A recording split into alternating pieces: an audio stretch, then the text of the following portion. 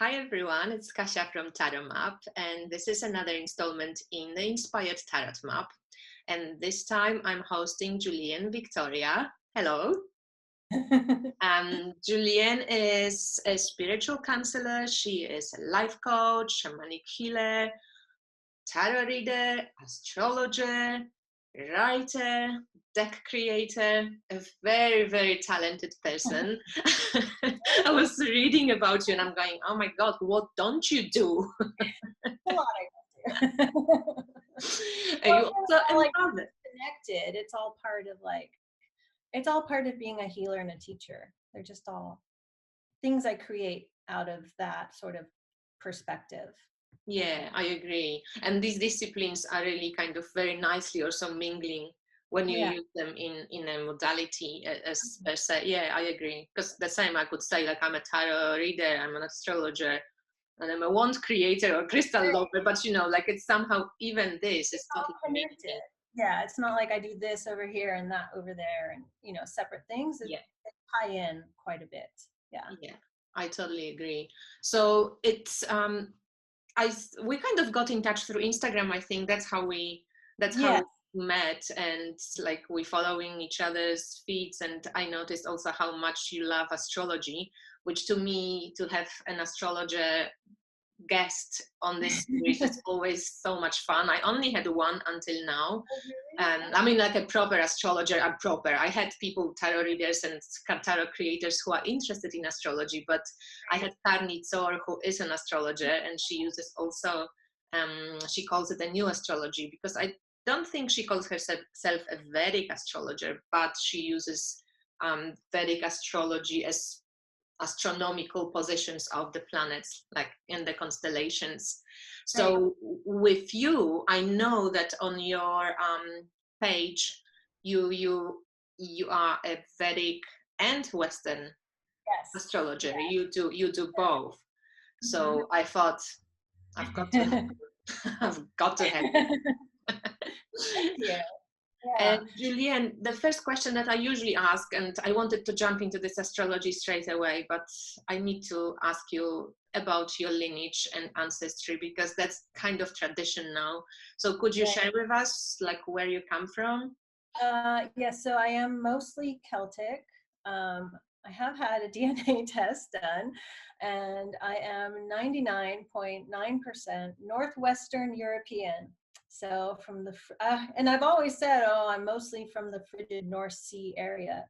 So mostly Celtic, some Scandinavian / Germanic, but that is the bulk of my ancestry. There's a little that will be like Southern European, but the DNA test, it's like broadly, it's like it's undefined. So, but I do say I'm mostly Celtic. Both my grandmothers, one was Irish, one was Scottish. The Irish one was born in the US, but the Scottish one was born in Scotland. And I've always felt strong connections to that, as well as some of the Scandinavian ancestry. And there may be some Sami and Finnish in there. It's sort of undetermined, but just stories that have come down through the family would indicate that, yeah, there's some Sami lineage in there as well.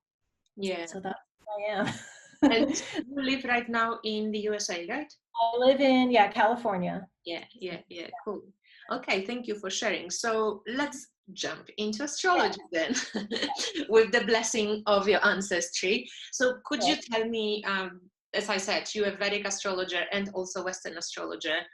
I know that a lot of people at some point, including myself, I was wondering, like, okay, we have these two systems. In one system, I'm a Sagittarius. In the other system, I'm a Scorpio. Like, which one is right, And you wrote this beautiful book, shedding light on Jyotisha, and you actually nailed it in like 2 paragraphs, which Okay. I found, when you do something, how sometimes difficult it is to put something really simply forth. And when somebody knows how to do it and can do it simply, that they know really a lot to boil it down to a few simple sentences. So when you sent me the book and I read it, I was just going, wow, this is really nice how she put it through. Like, it's like 2 paragraphs. This is Vedic, this is Western astrology. And even if you know nothing about astrology, you will so get it, because that's how simple it is. So can you tell, for people who don't read books and just watch Tarot Maps interviews, what is the main difference between these two astrology systems? So the main difference between Western astrology and Vedic astrology is the zodiac system that they use. So Western astrology is based on a tropical zodiac. And so it's tropical, meaning it's based on the seasons on planet Earth. So like when the sun hits the Tropic of Cancer in the Northern Hemisphere, it's the summer solstice, and the Tropic of Capricorn in the winter is the winter solstice. So it's based on where the sun hits the earth that determines the seasons we determine for our calendar. And based upon that, the astronomy is mapped out and determined. Now, Western or Vedic astrology is based on what's called sidereal zodiac, and sider or siderus means star. So that is based actually on the astronomy and what is going on like at this moment if we look through a telescope. So if we look through a telescope right now, the sun is still in Pisces. What's the date today? Actually, the sun might have already moved into Aries in Vedic astrology, but it's about 24 to 25 degrees back in degrees because it's based on the astronomy. And okay, so I should explain. Western astrology was sort of fixed in place based on the seasons in around the 2nd century AD or CE. And so since then, so the stars move in the sky. They're not fixed in place. They actually move over time. They move 1 degree retrograde, so backwards, every 72 years. So over the course of the last 1800 years or so, the stars have moved a 24, it's getting closer to a 25 degree difference than the fixed placement of the Western astrology stars. Does that make sense? Yeah. So Vedic is based on what's actually out there, and Western is based on a seasonal perspective from Earth. Yeah, so in a way, both are valid and both make sense. And yes. Sometimes I have to laugh because, you know, people go, oh, Western astrology doesn't work because it's not reflecting the skies. But as we were talking and laughing, you know, if you're an astrologer and I am a Western astrologer and you have clients for years, and you see the magic happen in front of your eyes, you know, I said like it would have to be one fucking coincidence for it not to work, and to, you know, have the feedback you get from clients, or just to see, you know, what's happening in your own life based on cycles and transits, even if they're not reflecting necessarily the skies right now, but they reflect seasons, and at least. And the system, you know, established 2nd century Western astrology, there had to be some, you know, purpose to that, some spiritual purpose to that. Because if it didn't work at all, people wouldn't still be practicing it. If it didn't make sense, if it didn't apply to people's lives, people would be like, oh, you know, that was a mistake. We shouldn't have fixed the stars. Let's toss it out. It wouldn't exist. So the fact that it's there, people use it, it makes a lot of sense to maybe not everyone, but a lot of people who get readings and practice astrology. Yeah. Like that in itself makes it a valid system. Yeah. Yeah. And also, you know, we did readings for each other in exchange. And, you know, it's fascinating to see that you come to similar conclusions from the Vedic side to what a Western astrology would also kind of say about a person, but kind of looking at other things in a way. And I found it fascinating that, you know, I like in the Vedic, let's say I'm a Scorpio, but like in the Western astrology, I have North Node in Scorpio, and like, you know, intercepted Scorpio, there's a lot of this kind of woo on Scorpio anyway.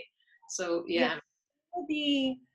There will be some sort of overlap, but it's not like a one-to-one correlation. No. And I try to point that out to people. You know, so your Western sun is Sagittarius and your Vedic sun is Scorpio. I would not say, oh, you're a Western Sagittarius. Let's compare that to your Vedic Scorpio sun, because that's not where the overlap. It's not a one-to-one overlap. It's different things that will make sense. So for example, I'm a Leo sun in Western astrology. In Vedic astrology, so I label people by their ascendant. Some astrologers do their moon. either is fine. I am a Scorpio ascendant, and Mars, the ruler of Scorpio, is in Leo. And so those are the correlations where I have a strong identification with Leo energy in both systems, but you have to look at it from different perspectives and not look at it as a one-to-one correlation. Plus, sometimes when you're 28 degrees Sagittarius, even in Vedic, you still will be Sagittarius. So it doesn't even mean that if you're a Sagittarius in the Western, you don't have to be a Sagittarius in the Vedic. You can. Right. Something else will be there, or an angle, or a rulership. Like, I mean, it's complicated, you know. But yeah, there's something that will have a similar energy, and similar things will be highlighted in your life in different times in your life. And so it's just about, it's hard to explain because you have to look at it from different perspectives and angles, but there are the correlations. Definitely. Not everything, of course, because they are different systems still, but there are correlations that do make sense. Yeah, no, it's really fascinating like this. So if you were to choose, like, to box yourself, would you prefer, like, both systems? Is there any, like, any situations that you prefer to use Western astrology to Vedic astrology, or other way around? Like, would you say you're more, like, excited about the Vedic side of things, or how does it work for you? I'm glad to ask that question that way, because lately, for some reason, so many people have been asking me which system I like better. That's just that plain question. This is hard to answer because I usually say, well, I've focused on one system or the other based on different times in my life and what I was going through. But if I had to break it down, so Vedic astrology, I'll look at more for deeply spiritual guidance, or what's the spiritual undercurrent of this event in my life, what's going on here. Really a lot to do with the soul's growth.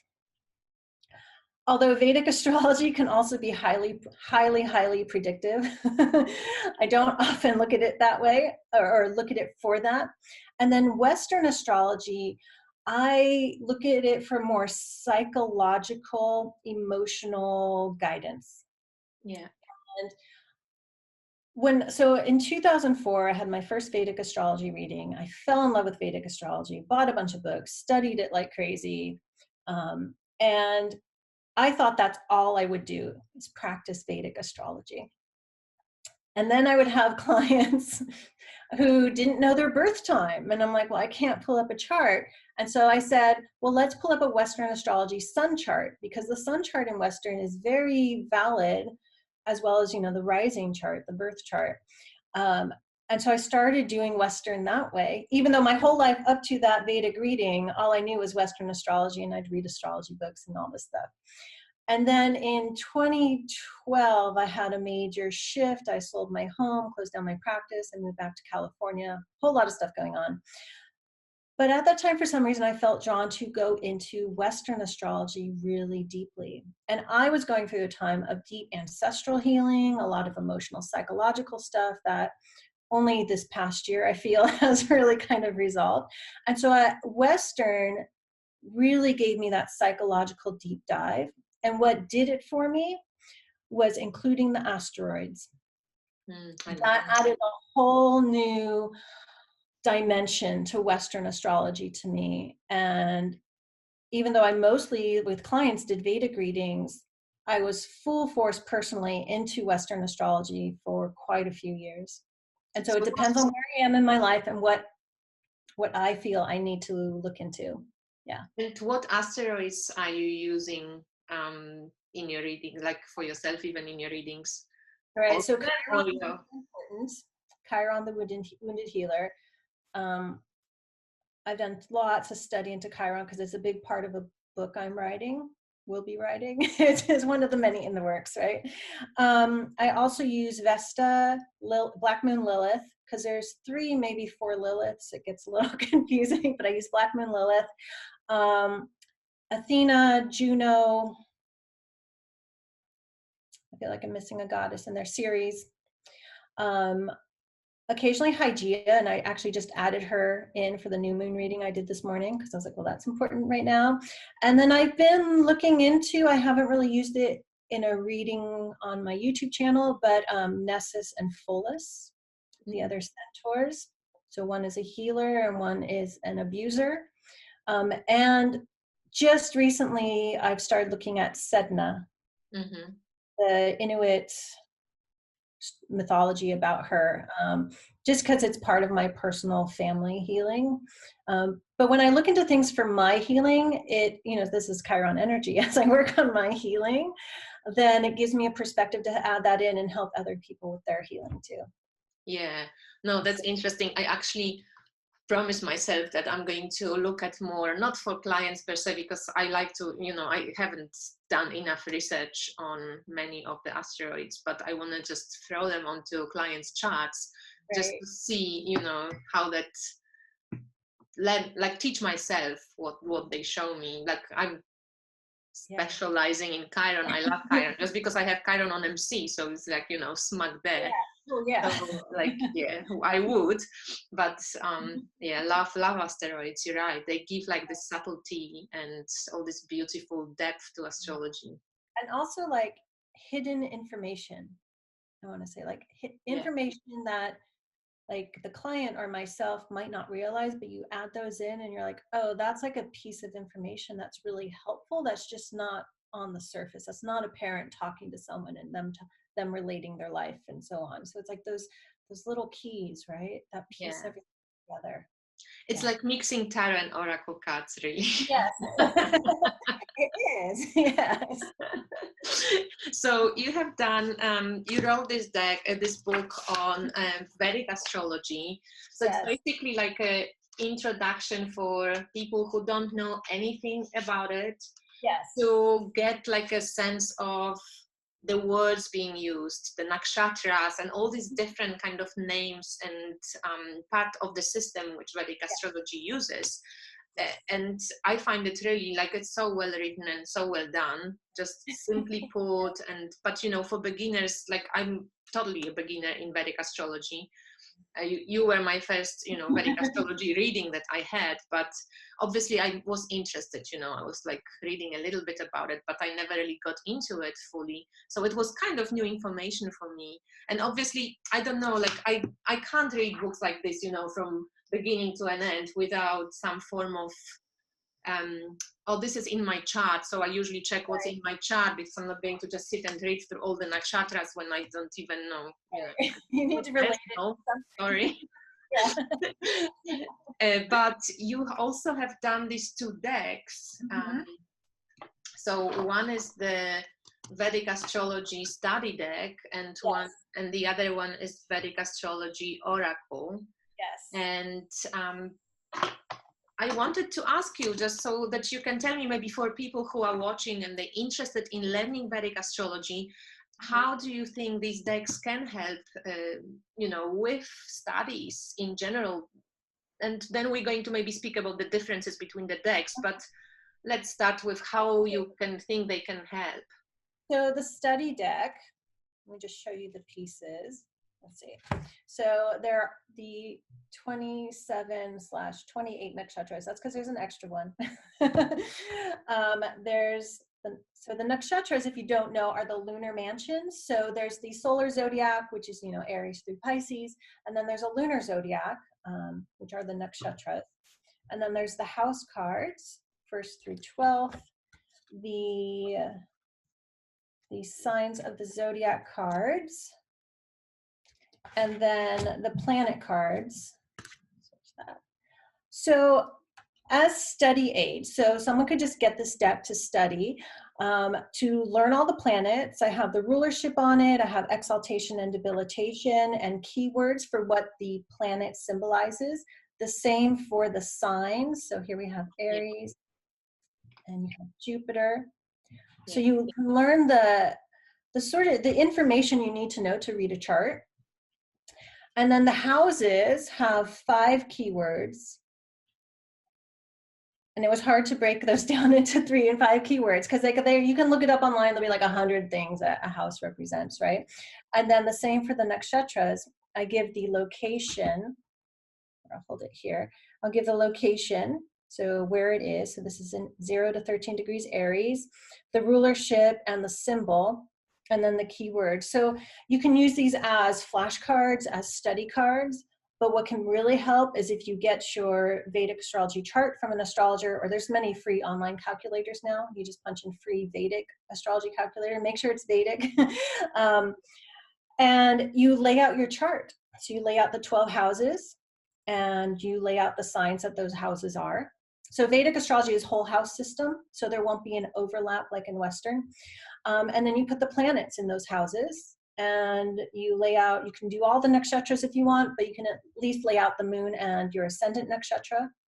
So And let's say you can do all of the nakshatras, just for people to understand. So for example, let's say my moon is in, doesn't matter, but my moon is in, not in this type of Libra, but let's say my moon is 15 degrees Libra. So yeah, I would look for this nakshatra for my moon. But nakshatra for your moon. are you saying that I can do a nakshatra for my sun and for my planets? All the planets if you want.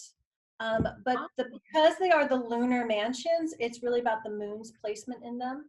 And the ascendant is pretty important too, because that's the nakshatra that was rising at your moment of birth, as well as the solar zodiac sign, right? But yeah, find the nakshatra your moon was in. It can tell you a lot about yourself, and especially, so we have Ashwini here, and it's ruled by K2, right? So you'd want to look where K2 is in your chart too, because that has an influence on your moon, which is part of your personality, because the moon reflects the sun, your soul, and your emotional state, your emotional mind. So yeah, look at the nakshatras, but you can lay them out for all your planets, and you can get some more subtleties about your personality, your life, or what area of life that is, depending on the house and so on. So you can lay it out as sort of like a 3-dimensional chart study to learn. But if you're just learning Vedic astrology in general, I mean, these are great flashcards or study cards. Sit with a study buddy. They'll be like, okay, Ashwini Nakshatra, where is it? And be like, in Aries somewhere. And, you don't necessarily need to memorize that to read a chart, because the chart will show it, but to know the rulership is really important, especially in Vedic astrology. And the keywords, the symbolism. What is that sign, or that planet, that nakshatra, that house? What is it about? So that's important to know. So you can just look at a chart and be like, oh, 4th house of home and family, and you have the moon there, and that's your emotions, but it's also mother in the 4th house of mother. So there's a lot of mother energy there. Beautiful. So in some way you kind of touched upon the oracle as well, because then you created this the study deck and the Vedic astrology oracle, and I will do reviews of these 2 decks, or maybe by the time I post the interview the reviews will be already there. Then I link them below if they already there. But you have kind of added a little background picture, and the study deck has a little bit more astrological information, whereas I think the oracle deck only has the same keywords, right? Yeah, the oracle only has the keywords because it's designed as an oracle, but it's the same keywords, so you're still learning about this nakshatra. Mine are all we will be onto screen, and people will be going like, where to look? Pause. The houses. So the nakshatras I have in the background, I actually have their symbol, or one of the symbols, because then you have lots of symbols. So the potter's wheel, the palanquin, and for the houses I put the belt of the zodiac, because that's where the houses are. I've got the planets. Oh yeah, the planets just have the solar system, so it has the planets in the background, right? Yeah. And then the signs. I'm like, what am I missing? The signs have the symbol. So you're actually getting information with the background too. Yeah. Especially I like the nakshatras, because it's like they really kind of, give you intuitive insights when you look at the picture. Yeah. Those are I'm very visual. The symbols are so broad and diverse, but I was like, it worked out. It worked out, especially because I wanted the black background, and I did black. One, because I wanted it to match the book cover, so the backs of the cards match the book. Yeah. And you go out at night and the sky is black and you see the stars, right? So it was actually a fun creative project putting these together. And originally I was just doing an oracle deck. And then I don't know if you know Diane Jarecki. She has the Yeah. channel Indigo Woman. I was like, well, I sent her a picture. I was like, what do you think of this? She's like, that's great, but it's a little busy for me. She's like, how about a study deck only? And I'm like, okay, I can do that. And then I was like, thank you, just doubles my work. It actually was fun to create both. And I was like, it's kind of good. Like some people will want to study that deck, especially, I know a lot of people, got the book to learn, and now they have a deck of cards they can use to supplement the learning. But then there's still the oracle, because I wanted to make a Vedic oracle, because I think there's maybe one out there. I was like, there really isn't one out there. And I want to make an oracle deck connecting to the astronomy, to the stars, and people who want more of an astrological type of oracle, but not a Western one, right? Yeah, perfect. No, it's really cool. And I think that like if somebody is a bit more serious about kind of learning with your oracle, with your study deck or oracle, I would really highly recommend getting the book, because basically in the little white book, you don't repeat the information from the book. It's just few spreads and you give like an overview of it, but and a few keywords like on planets and stuff. But if somebody wants to go deeper, I would highly recommend getting the book. Yeah, and the little white book, it's the same one for both decks. Yeah. There wasn't a need to put the keywords in because they're on the cards, right? Yeah. And I thought, but this can be the bigger guidebook if people want the bigger one. And so it all ties together. And then I want to point out in the Oracle deck, I added in Uranus, Neptune, and Pluto, who are not traditionally part of Vedic astrology. But I added them in, and I explained in the little white book that it represents Brahma, Vishnu, and Shiva. Oh, I didn't even register. Uranus, they shouldn't be there.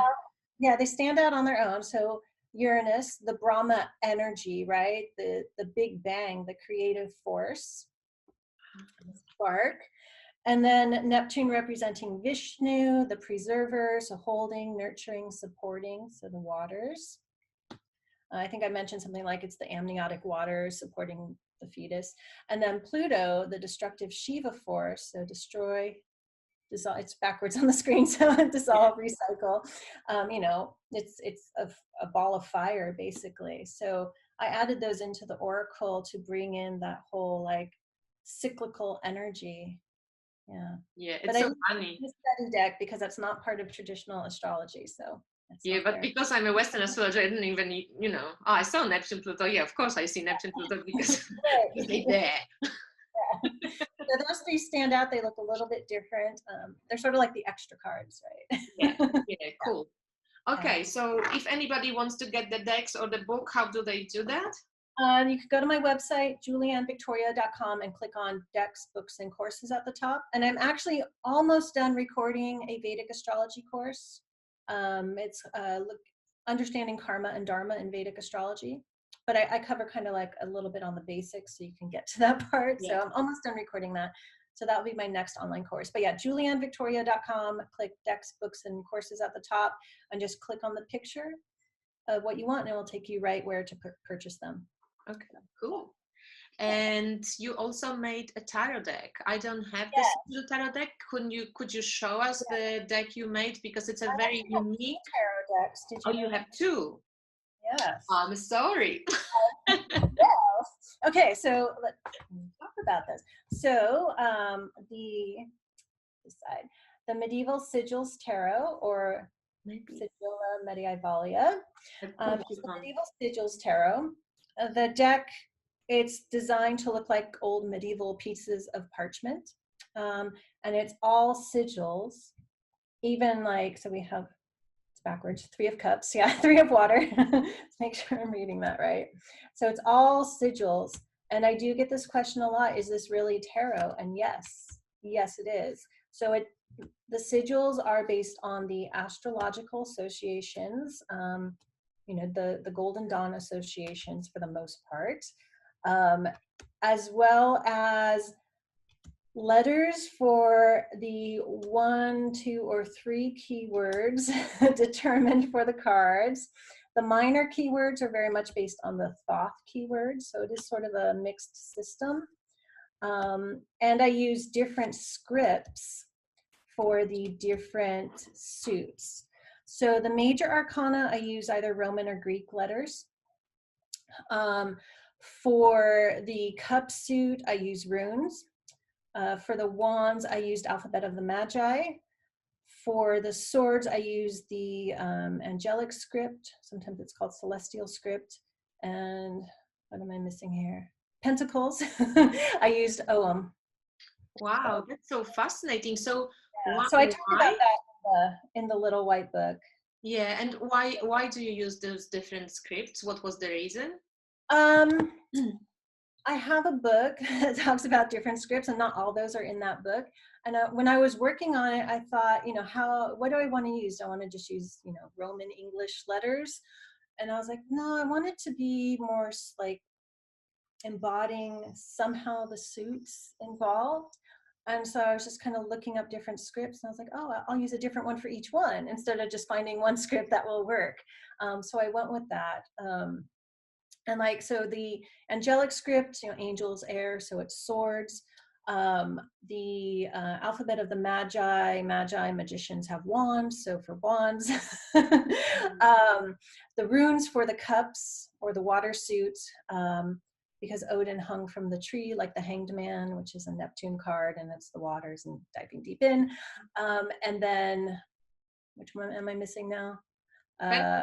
Pentacles. I keep forgetting pentacles. So earth, Ogham, carved on trees part of the earth, and so that's how I connected those. That's interesting. That's really interesting. So it is tarot. It's tarot based, completely tarot based, almost very traditional in a very abstract, non-traditional deck.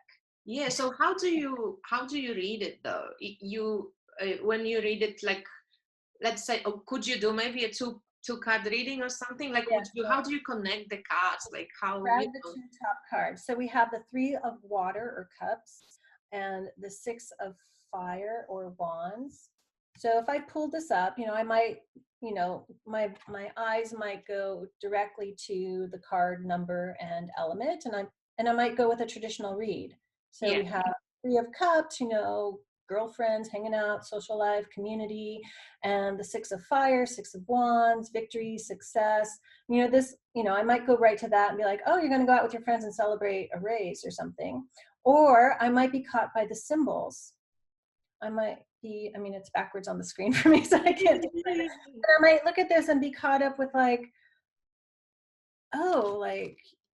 this looks like someone walking and they're carrying a cart behind them and something's dragging behind, and I might go on with that.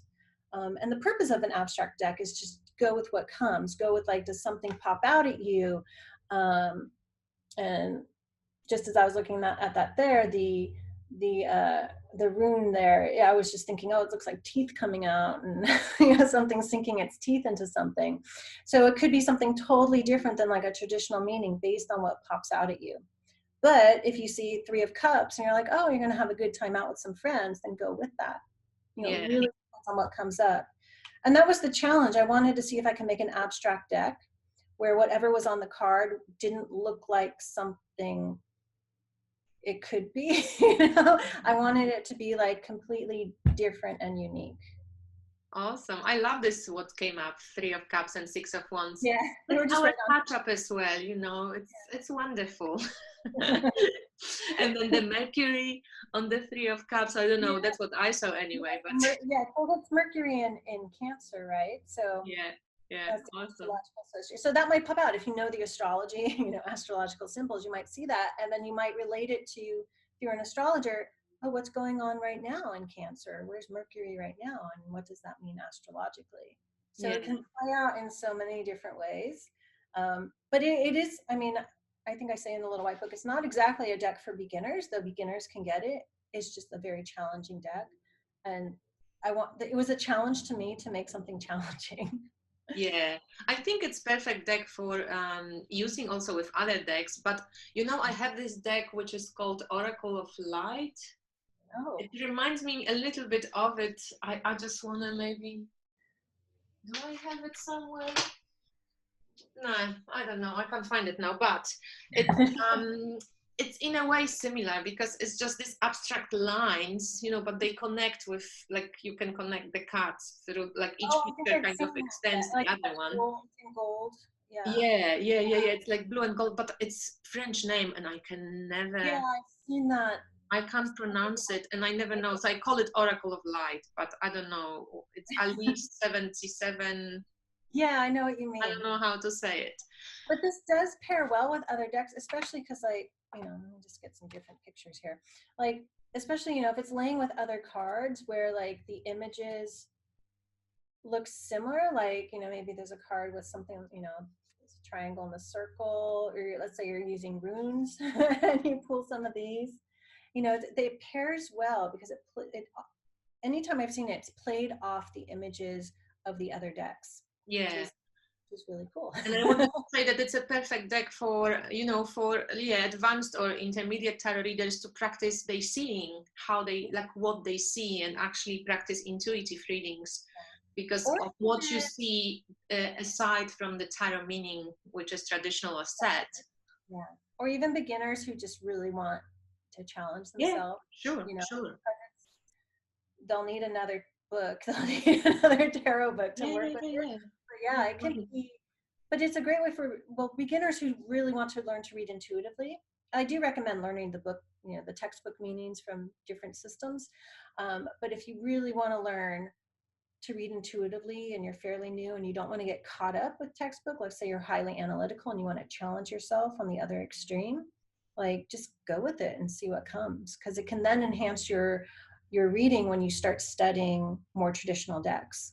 Yeah, exactly. That's what I wanted to say also, that Tarot de Marseille helped me so much in seeing picture and image, because sometimes we just get stuck on image, but when you only work with image, after a while, it's kind of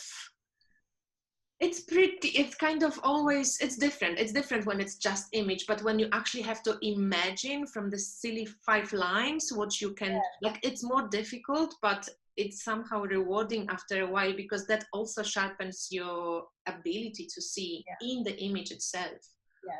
Yeah, I love it. So I think for this, your brain and your intuition at the same time. Yeah, exactly. So in this way, these are great decks for practicing this type of practicing your seeing. So what are your favorite tarot decks right now? What are you using? Tarot decks right now. So I'm using, I just use this for my weekly, the Herb Crafters. So it's spring now and I'm feeling more of like my herby, flowery decks. And then I also just pulled out yesterday the Botanical deck, which is, it's a tarot, well, it's like, is it 100 card, 99 or 100 cards. So it has the tarot deck, but I separated out, I have it in a bag. I separated out the oracle ones to use separately instead of mixing them together. Plus it's hard to shuffle 100 cards. So those are the 2 decks I'm using personally right now. And I tend to use the decks I use personally on my weekly reading too, unless I feel called to use something else. So I'm using those mostly right now, and my Vedic Astrology Oracle. That's always on my desk with too. the Botanical deck. I backed it also. I have this deck, but I rarely use it. I started doing this a little bit like with your sigil deck, this kind of read with the picture, but it's even more difficult because it's kind of realistic, but it's just a plant. So you kind of can go via color and Well, okay, so I'm also an herbalist, so like I like that. I'm like, oh yeah, that's interesting that they chose to use that for this, so people can get an idea of what it looks like. It's realistic, but it's also it's very it's beautiful art. Beautiful, and I kind of like it, and I like the way it's one of those decks that makes a cool sound. I really like that. But the oracle is funny because the oracle portion of it can be very dark. I don't know if you noticed that, because there's all the poisonous mushrooms and this and that. So I worked with the oracle portion of it separately when I first got it for a while, and it'd be like really dark readings. So I haven't, because I just pulled this out yesterday, I haven't played with it yet this season, but I'm going to work with it more to understand it better. It can be a challenge one. For Yeah. this deck, I wish there was a bigger like booklet, because the booklet gives just like a few keywords. Yeah. I wish there was a little bit more in depth about the plant, like, you know, just, I know it would be so much work for her, but I just wish somebody did the whole plant explanation and, you know, the spiritual meaning of the plant and physical meaning. I have all my herb books right here, so I just pull one off the shelf. Yeah, no, I know. But yeah, I have this too, the whole bookshelf on plants, but it's a beautiful deck. So I might pull it out again, because I kind of gave up on it a little bit. But I love the artwork and I love the colors, and I tended to use it more for like a, you know, chakra related reading, like herbal and chakras, kind of, because the color is so stands out. Yeah, I haven't, I don't think I've, when did it come out? Like last spring? Yeah, or summer or spring, summer or spring, and I worked with it for a while when I first got it, and then this is the first time I pulled it out since. But I was like, to explore this deck a little bit more, and So to wrap it up, is there any particular way you can share with us how you like to use cards, you know, a spread, or what do you do for yourself if you play with cards? Maybe we can try at home as well. Well, I mean, sometimes it depends on the day, but so lately my routine has been, I do like I say my mini cross, but it's just the Celtic cross cut in half. I do the mini cross spread in the morning, and I lay that out just to kind of look at general guidance. But I don't, like, when I read for myself, it's much quicker. Like, I could do a 1 hour client reading. I could do the same spread for myself and be like, a minute. Okay, great. You know, but it's more like, it's really when I go back and look at it later to reflect upon it. Okay, how did my day go? Oh yeah, that's kind of like the guidance that came through, and oh yeah, this happened. Or, you know, the outcome cards, like, oh yeah, for the evening, maybe I should just rest or focus instead of trying to do more work. So it's, a lot of it is about the going back and looking at the spread. And I love leaving a spread laid out. It's only for a day right now. When my toddler is older, I'll maybe be able to leave a spread out on the kitchen table. Yeah. Which I used to do. Like, I do a weekly spread and just leave it out. What? Oh, I didn't talk about my other deck. Let me mention. But, so that's my routine now. And then I have, I'm using L'Oracle des Reflets, the French deck. I've been using that as a daily card too. Like, and I ask, what do I need to reflect on today? And so it's a daily reflection card. And then I might, for a quick question, use like my Vedic Oracle or whatever else is on my desk. And other decks I've been using lately are the Yarn and Mirror of Mama Shamana. Oh, I saw it on Wasima's video at some point on her channel. Yeah, Wasima. Yeah, Wasima. I ordered them through her website because she had them there. Yeah. I really love, because it's part picture and part phrase. Text. And I've actually been using the mirror a lot for my ancestral work lately. It's like quite amazing and profound. So, but just speaking of toddlers, my other deck is Children's Tarot. Block my face. There we go. Which is a majors only deck, and they're plastic cards, so they can't be torn. You can spill your milk on them. You can spill water on them. That's the back. I renamed all the cards. So High Priestess, Imagination; the Hermit, Intuition; Justice, Truth; the Moon is Dreams; the Hierophant is Teacher; the World is Oneness. I won't go through all of them. They're bridge size, small cards for small hands. They bend. My 2.5-year-old, I gave her a deck when she was 18 months old. She's still playing with that one. It was chewed on. It's all bent. She still plays with it. It's still holding up. They're all over the floor right now. You guys don't get to see the mess that's always below me. But talking about, you can't tear them. You can't break them. You can get them wet. Designed completely for kids. And I have it here. There's a guidebook / coloring book / notebook. coloring book pages for all the cards. So it's totally designed for kids and kids destruction. Well, that's a great idea for anyone who have kids. I think beautifully that you renamed the archetypes but kept the essence of them. Yeah, It's yeah. So something to I learn. can understand it. Like, you Yeah. know, 5-year-old, Hierophant? what's a higher and it's like, teacher, okay, got it, you know, makes sense, you know. And Yeah. then like I mean the cards are, you know, like kids who can't read, they don't need to read it to understand the picture. They can figure it out. That's important. And the guidebook, if they can't read it, they can do the coloring book. And then I made this is just a coloring book, so it's just the coloring book pages. If anyone wanted to just get an extra coloring book, or kids who can't read. Wow, that's so cool. You're very creative. And also not only creative, because, you know, I myself am creative, but you can actually, you put your ideas into manifestation, which I highly appreciate. It's the same with, you know, for Kelly from the Truth and Story. This woman is just amazing. She's like, oh, I'm going to do an oracle deck. Boom, boom, boom. 3 months later, printed, done, sent. I'm like, wow, how do you people do that? I'm like, I did a creative tarot class and I'm going to do more classes. A year passes, no more classes. Well, things don't just happen overnight. Yes, lots of things take time. And like my oracle deck, the fine lines, that's something I came up with like 10 years ago. Yeah. And I thought it was going to be a book. And then eventually I was like, you know, this would be better as a deck. And the sigils deck, I got the idea like December 2018.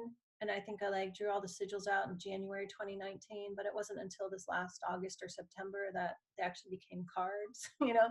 And you know, it takes time, and it depends on, you know, what else is going on in your life. Yeah. But also like astrologically, there's timing, right? There's timing.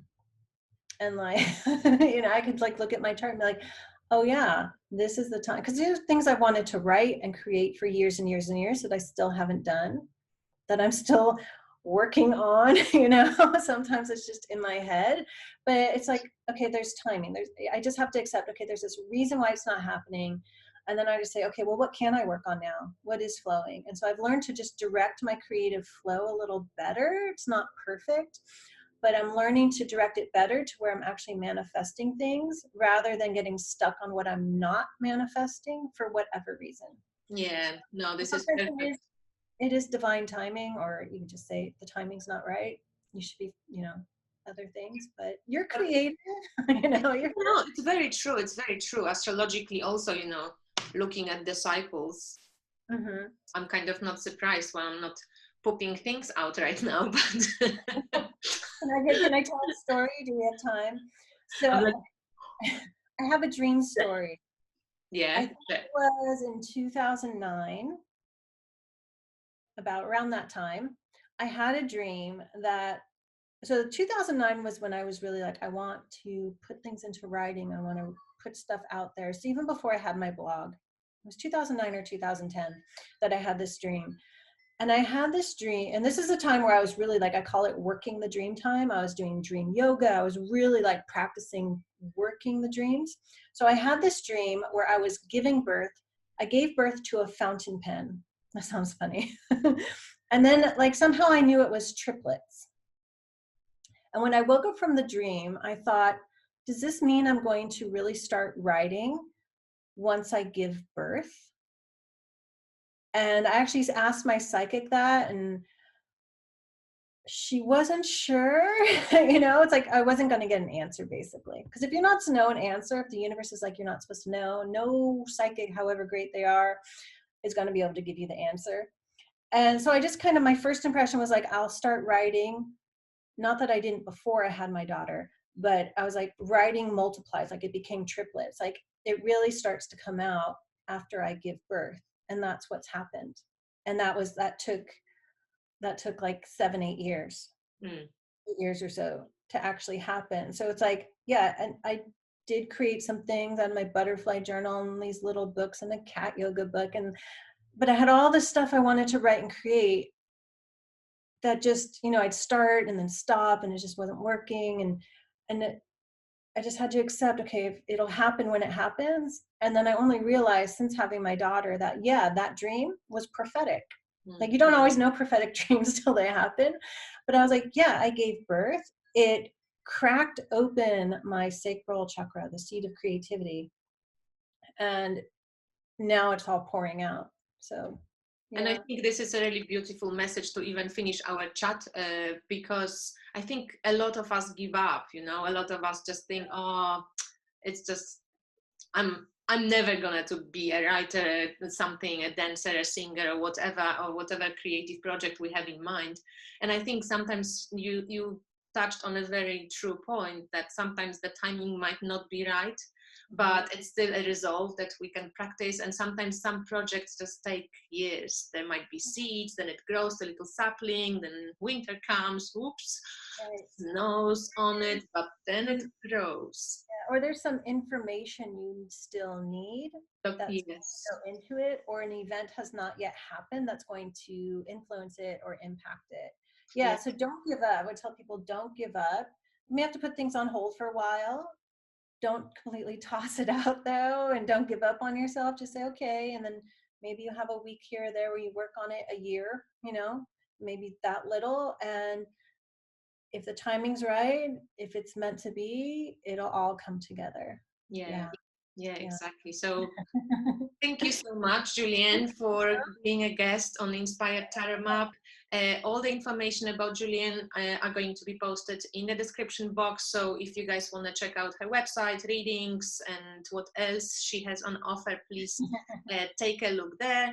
And I hope you enjoyed our chat. Subscribe, share, and just be inspired, people. Lovely to see you, Julianne. I see you on Instagram. Yes. Bye, everyone. Bye, everyone. See you later. Bye. Thank you for watching. Thank you.